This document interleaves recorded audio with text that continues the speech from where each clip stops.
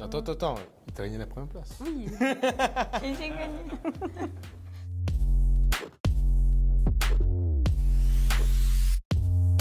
Je m'appelle Alice, je suis apprentie au Novotel Montparnasse et j'ai entamé ma formation CAP cuisine avec le CFA des chefs et j'ai gagné le concours.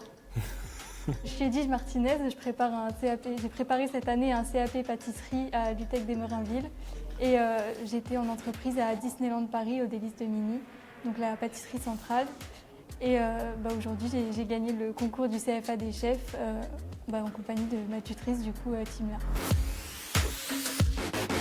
Ouais, je ne m'attendais pas du tout. C'est une bonne surprise et vraiment, c'est des efforts qui payent. Des efforts qui payent. Les entraînements. Franchement, je ne m'y attendais pas. Après, je suis contente parce que ça a été beaucoup de travail. Ah oui, la sauce hollandaise, j'oublierai jamais ça. En fait, pour les premiers tours, il fallait faire une sauce hollandaise. Ouais, j'en ai tellement mangé de la sauce hollandaise.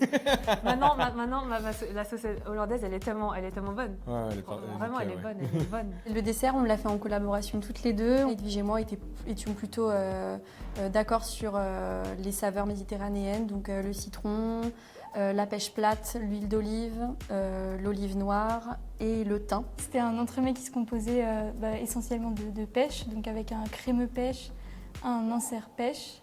Après, on a complété avec une pâte sucrée donc au thym, un croustillant pignon de pain également avec la pâte sucrée qu'on est venu concasser, biscuit à l'huile d'olive qu'on a imbibé pour vraiment retrouver la saveur de l'huile d'olive.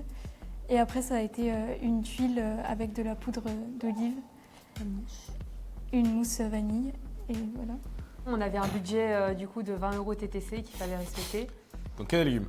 Pour la tarte et du coup l'huile flottante. Ouais. Donc il fallait vraiment en fait choisir intelligemment les ingrédients qu'on allait avoir dans notre panier. Et on a essayé en fait de sublimer tous les produits de saison, de les mettre en valeur. C'est Alice qui a eu l'idée des courgettes roulées. On a fait des tests, on a beaucoup parlé. Caviar d'aubergine, on l'a fait beaucoup de fois. Ouais. Pareil, coulis de tomates et tout. On a fait beaucoup d'essais en fait pour arriver à ce résultat.